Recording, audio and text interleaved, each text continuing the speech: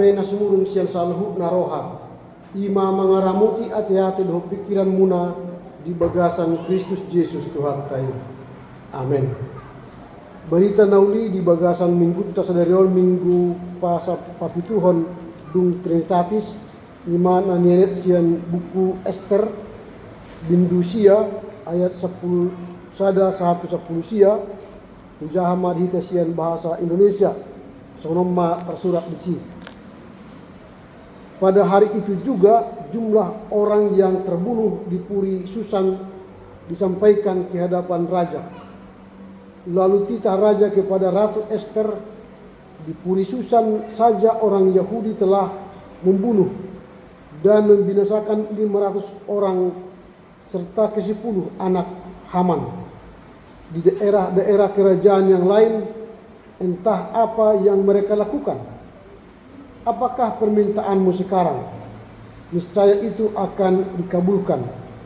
Apakah keinginanmu lagi? Niscaya itu akan dipenuhi. Jawab Ester, baik pada pandangan raja. Izinkanlah orang Yahudi di Susan besok juga berbuat sesuai dengan undang-undang hari ini. Dan hendaklah ke-10 anak Haman itu digantung pada tiang. Raja memerintahkan untuk berbuat demikian. Undang-undang pun dikeluarkan di Susan dan ke-10 anak Haman digantung. Orang Yahudi yang di Susan berkumpul lagi pada tanggal 14 bulan Adar dan membunuh 300 orang di Susan. Tetapi mereka tidak mengulurkan tangan atas barang rampasan. Adapun orang Yahudi lainnya yang ada di daerah kerajaan berkumpul dan mempertahankan nyawanya, lalu aman dari musuhnya. Mereka membunuh 75.000 orang di antara orang-orang yang membenci mereka, tetapi mereka tidak mengulurkan tangan atas barang rampasan. Hal itu terjadi pada tanggal 13 bulan Adar. Pada tanggal 14 mereka berhenti dan menjadikan hari itu hari perjamuan dan sukacita. Akan tetapi orang Yahudi yang di Susan berkumpul baik pada tanggal 13 maupun tanggal 14 bulan itu. Mereka berhenti pada tanggal 15 dan menjadikan hari itu hari perjamuan dan sukacita. Oleh sebab itu orang Yahudi pedesaan yang tinggal di perkampungan merayakan tanggal 14 bulan Adar sebagai hari sukacita dan hari perjamuan serta hari gembira untuk mengantar makanan. Demikian firman Tuhan, mari kita sambut dengan nyanyian.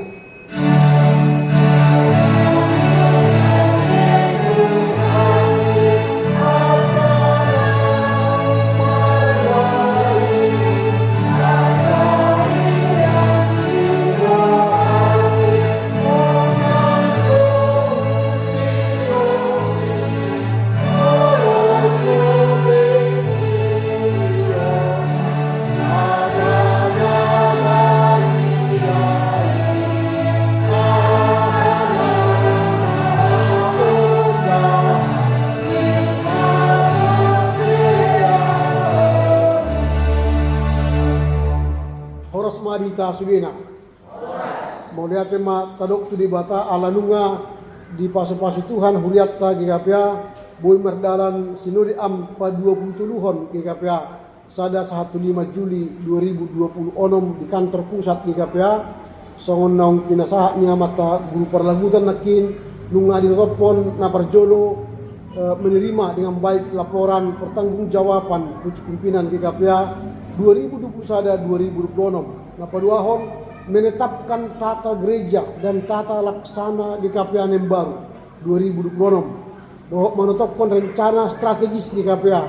Laho pembaruhan perlagutat tatuaka arego nenengro do na paupaton memilih pimpinan majelis pusat reses dohot akka ketua pendita periode 2021 2026 2031.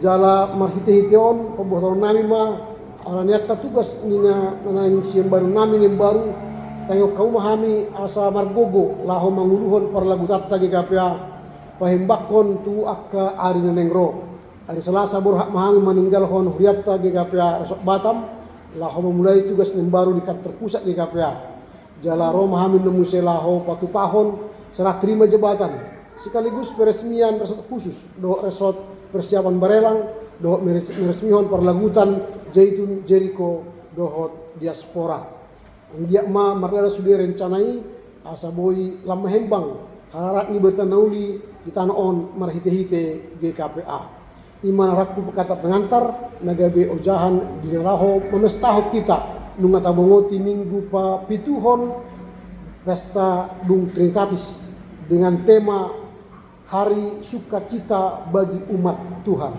hari sukacita bagi umat Tuhan. Merlas iro hado hita nunga nakin di orang akka nama sa hitung-hitungan ni parlagu tatta secara sinodal jala sanari hita mamereng buhado kesaksian di tengah-tengah ni Israel uju memareta Ahasveros dohot ada Ratu Esther di hati-hati laho pataridahon sukacita bagi umat Tuhan dan bersukacita karena Tuhan menolong mereka. Memang agak mau tatuhi berita nauli ala sejarah. Mau tajahatin sejarah mungkin bagaimana cara umat Israel bersukacita bagi Tuhan dalam sejarah itu. Nah, supaya bisa kita memahami bagaimana sukacita umat Tuhan, kami jelaskan secara singkat sejarah yang melatar belakangi teks ini. Pada Raja Saul, kalau kita pernah dengar Raja Saul waktu itu memerintah, mereka telah bermusuhan dengan suku Agag. Suku Agag ini yang dipimpin oleh Haman. Tetapi Raja Saul tidak berhasil menghalau musuh mereka, suku Agag itu. Maka dilanjutkan kembali dalam peperangan antara suku Agag dengan Israel. Ini peristiwanya orang suku Agag melawan suku Israel yang masih sisa, yang masih tinggal di Persia, di tanah pembuangan waktu itu. Karena orang-orang Israel sudah ada yang dikembalikan ke Yerusalem, ke tanah Kanaan. Tapi masih ada sisa. Dan sisa-sisa itulah yang ditindas oleh suku Agag. Dan mereka sangat mengalami penderitaan. Mereka dibunuh di mana-mana. Bahkan Haman merencanakan mendirikan 10 gantungan tiang gantung untuk membunuh orang Israel. Nah, tetapi ternyata tiang gantungan itu nanti yang dia sediakan bangun sendiri itu akan membunuh anaknya sendiri. 10 orang anaknya mati digantung. Nah, mengapa itu bisa terjadi? Karena Ratu Esther sebagai ratu di kala Ahasveros memerintah meminta kepada raja dan mengatakan supaya diberi kesempatan bagi orang Israel istirahat lalu kemudian berperang melawan suku Agag. Raja berkata, sudah ada undang-undang bahwa Haman akan membumi hanguskan orang Israel. Tapi karena ratu itu memohon kepada Ahasveros, maka Ahasveros berkata, "Oke, saya akan melakukan apa permintaanmu hari ini." Itu kalau dia katakan di ayat 18 atau ayat ke-12, "Apakah permintaanmu sekarang? Niscaya ini akan dikabulkan. Apakah keinginanmu lagi? Niscaya ini akan dipenuhi." Nah, lalu dia berkata di ayat 13, "Jika baik pada pandangan raja, izinkanlah orang Yahudi di Susan besok untuk berbuat sama dengan undang-undang hari ini.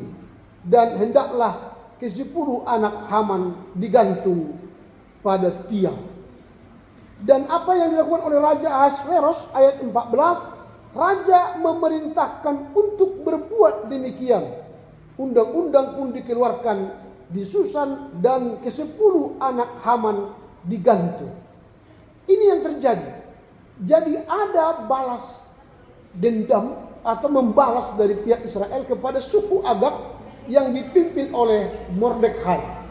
Sementara Haman pada waktu itu membuat tiang gantung itu untuk menggantung anak-anak daripada Mordekhai. Tetapi ketika Ratu Ester meminta kepada Raja Ahasveros, maka Raja Ahasveros mengatakan membuat undang-undang baru untuk mendengar Ratu Ester, dan akhirnya yang digantung bukan anak-anak Mordekhai, tapi yang digantung ialah raja, anak daripada Haman. Ini yang kita lihat, Mordekhai berhadapan dengan Haman. Haman adalah anak dari suku Agag, seorang Agag, raja Agag dari bangsa Amalek. Sementara Mordekhai dari suku Benjamin, keturunan dari Kis yang ayahnya adalah Saul. Nah, pertanyaan kita sekarang ialah, apa yang menjadi pelajaran dari tema atau dari perikop hari ini? Umat Allah atau bersukacita bagi umat Tuhan. Yang pertama yang kita lihat dari perikop yang baru kita baca, ada teologi pembalikan keadaan. Teologi pembalikan keadaan. Artinya begini, Haman telah mempersiapkan kematian bagi orang Israel, dan memang dia sudah punya legalitas membumi hanguskan orang Israel melalui undang-undang yang disetujui oleh Raja Ahasveros. Tetapi jika Tuhan yang berkehendak, maka kematian diubah menjadi keselamatan. Yang seharusnya Raja Mordekhai dan anak-anaknya yang akan dihukum mati, diubah oleh Allah melalui Ratu Ester menjadi anak Raja Haman yang digantung. 10 anaknya digantung mati, dan raja membuat undang-undang untuk menghukum anak Haman. Itu yang terjadi. Ketika Allah bertindak, maka Allah bisa putar balik situasi dan kondisi. Nah, artinya bagi kita sekarang, kalau ada persoalan kehidupan kita, atau ada orang yang mereka-reka jahat kepada kita, ada orang yang berencana melakukan kematian kepada kita, bisa saja Tuhan akan membalikkan fakta. Kita diselamatkan, dan orang yang berbuat jahat itu yang akan mengalami celaka dan cedera. Jadi kalau kita setia dengan Tuhan, kita tetap berjalan dengan kehendak Tuhan, maka jangan takut kalaupun dunia berencana menjahati kita, berencana mematikan kita, berencana menghancurkan kita. Allah akan bertindak memutar keadaan sehingga kita beroleh kehidupan dan kesuksesan. Nah, jadi jangan takut. Mereka memang suku yang terkecil, minoritas. Karena mereka sisa-sisa orang Israel yang tidak kembali ke tanah Kanaan. Tetapi karena mereka setia menyembah Allah Abraham, Ishak dan Yakub, walaupun mereka digoda, mereka dihimpit, mereka ditindas, mereka tetap setia kepada Allah. Maka Allah memutar rencana jahat Haman menjadi keselamatan bagi Israel, khususnya Raja Mordekhai. Itu yang pertama. Yang kedua, sukacita sebagai perlawanan terhadap keputusasaan. Bisa saja mereka sudah putus asa karena tiap hari mengalami penderitaan, pergumulan.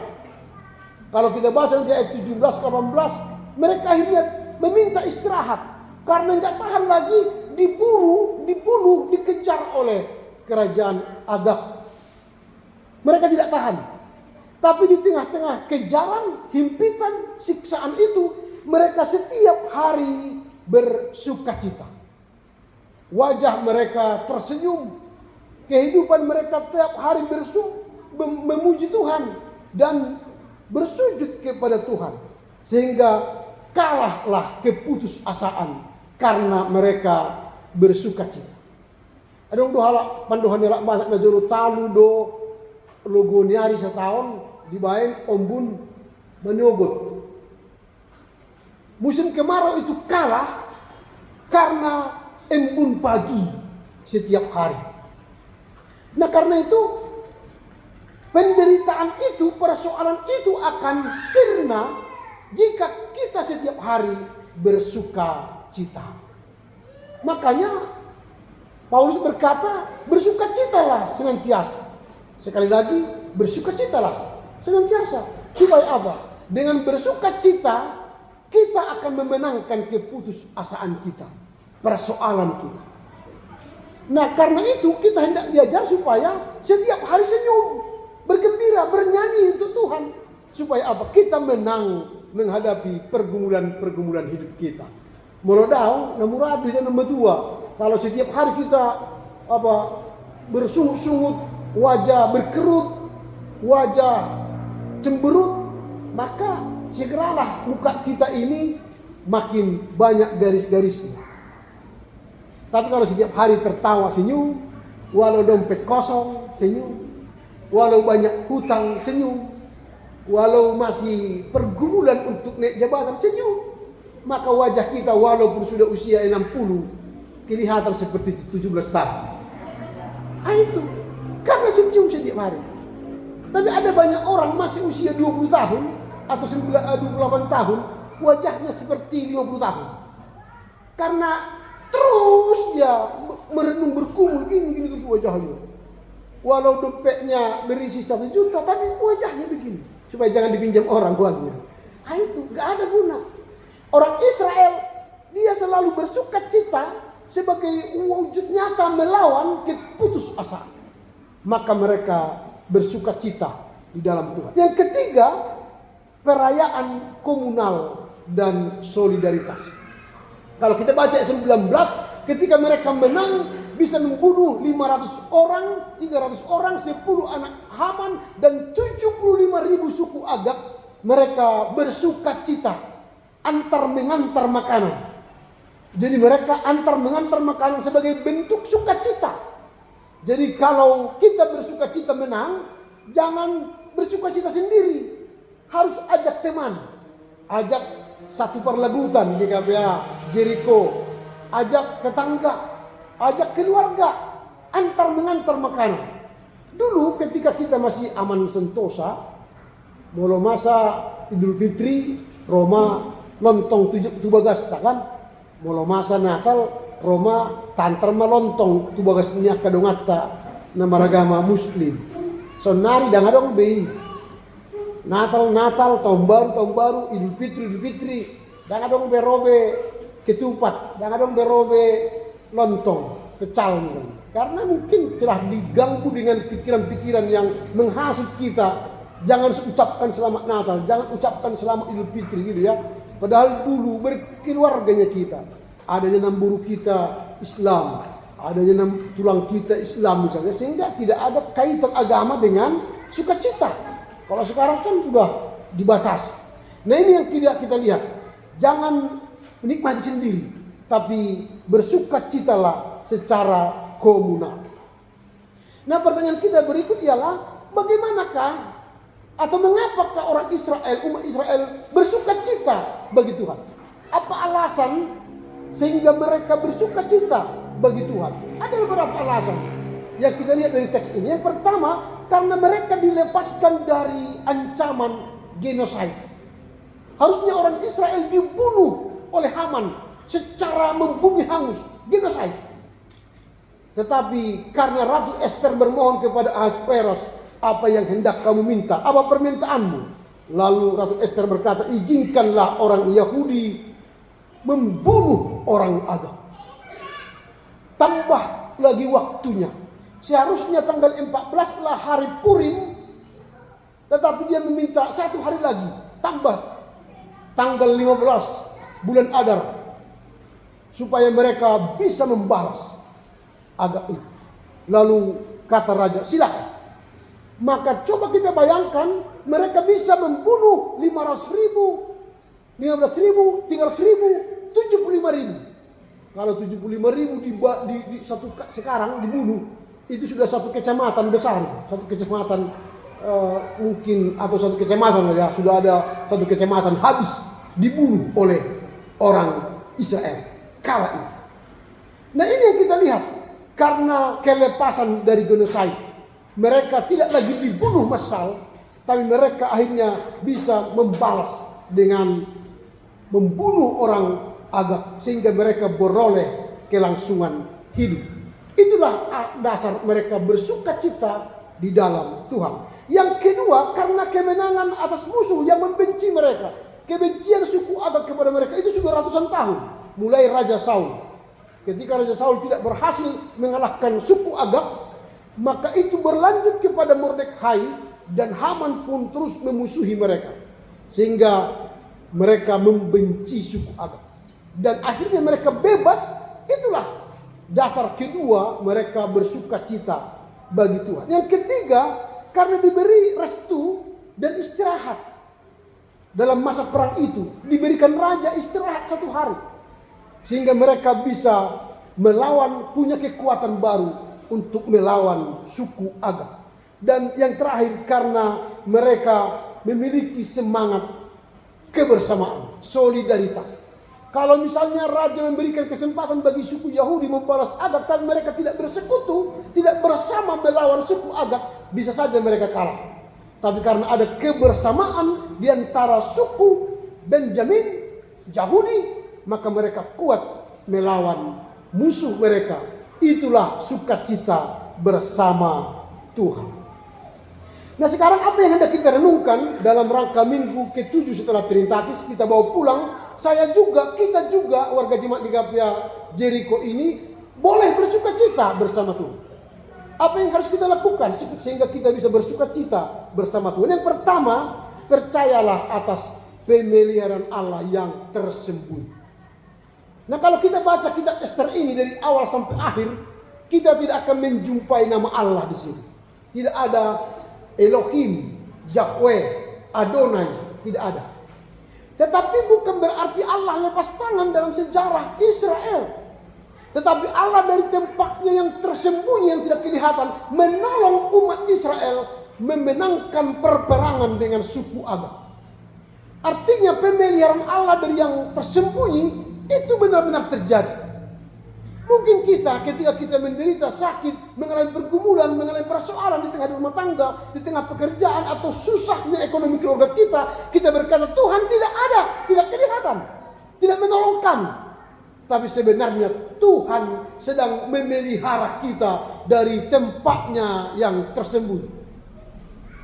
Jadi pemeliharaan Allah itu jangan kita anggap harus dia benar-benar datang, menjumpai kita, membuat mujizat, membuat tanda-tanda sehingga kita bisa menang, mengalami kemenangan dalam persoalan hidup kita. Bukan. Umat Israel kala itu penampakannya adalah melalui Ratu Ester. Seorang ratu putri yang menjadi ratu di tengah-tengah Ahasveros. Sekarang Persia itu Iran sekarang. Persia dulu, Iran sekarang. Pernah di Iran, ratu itu orang Israel. Maka dulu Israel dan Iran kompak sekali. Akhir-akhir ininya Iran berperang dengan Israel setelah si Khomeini memimpin Iran 47 tahun. Nah, sekarang ketika Khomeini meninggal, mudah-mudahanlah Iran dengan Israel kembali utuh kembali, karena mereka dulu adalah saling mengisi. Ratunya orang Israel. Nah, ini artinya Allah mampu menggunakan setiap orang untuk menolong kita di tempat-tempat yang mungkin kita anggap bukan daerah kita. Mungkin kita di daerah yang minoritas Kristen sedikit di perumahan, tapi bisa saja orang menolong kita. Allah bertindak melalui mereka. Itu yang pertama. Yang kedua, merayakan kemenangan bersama Kristus yang bangkit. Apa hubungannya? Ketika orang Israel hendak dibunuh oleh Raja Agag, sebenarnya mereka sudah mati. Undang-undang sudah ada. Tetapi ketika ratu meminta kepada Ahasveros, dibuka lagi kesempatan undang-undang baru. Itulah kebangkitan. Itulah simbol di mana Kristus yang telah mati dan dikubur dan bangkit kembali memberi semangat kehidupan bagi kita. Mungkin kita sudah hampir mati, tapi karena ada Kristus yang bangkit memberi kita semangat untuk melawan pergumulan kita, akhirnya kita beroleh kehidupan.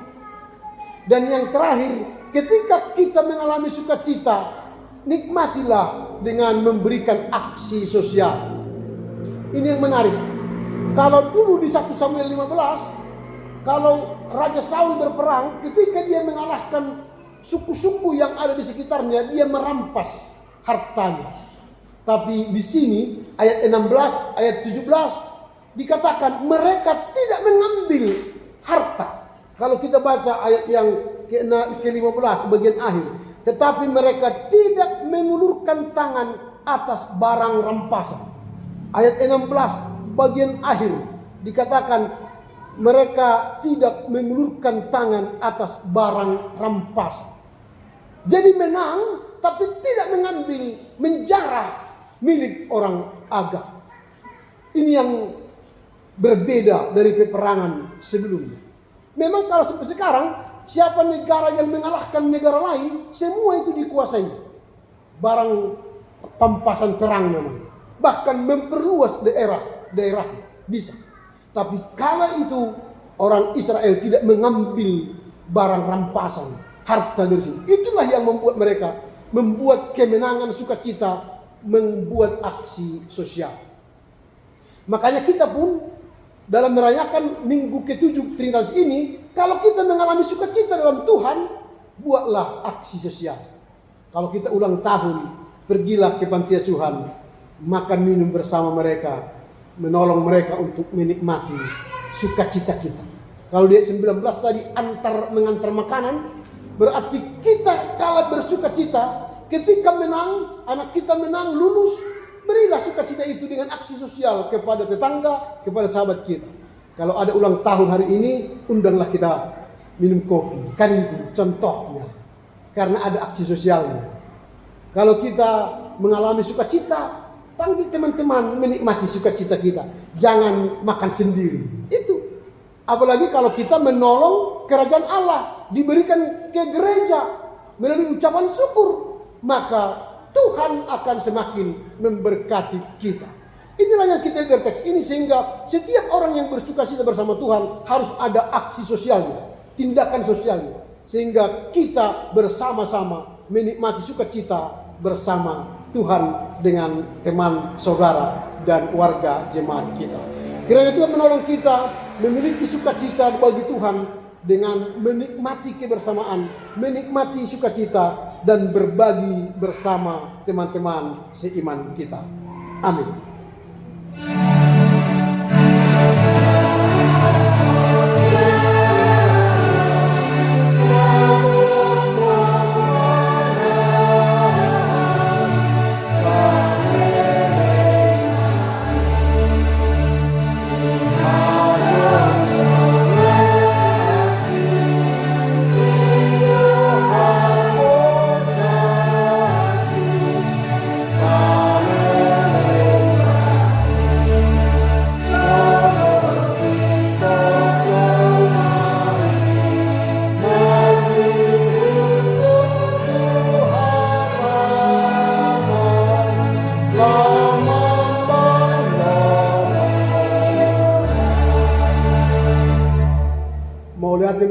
Jahoba alanunga iloko dihami barita nauli lau paulihon parange pakateon pambainan nami dia dopan nami dengan colma dia jari ho di pode ho hami asabu hami marlas iroha di bagasat Tuhani marlas iroha alanunga dirupi ho hami menaluho partok tangan ni nami gabe marhamonangat kami di pode ho hami asamoro tu marlas iroha hami di bagasat Tuhan boy hami marlasiro harap doaka dengan nami gabi adong aksi sosial nami mengurupi halak na asi asa dohok na sida makkalason dengan nibasamu nakkujalohami jala diloko dihami pangaramotion parlinggoman pandonganion atit be kadang-kadang dang kuat tu si hami dalam na pinasahat itu hami dakku berek kami Tuhan menolong kami sian akka panggulmiton ningur nami alai takas do hubuti hami berita nauli sadarion Ratu Esther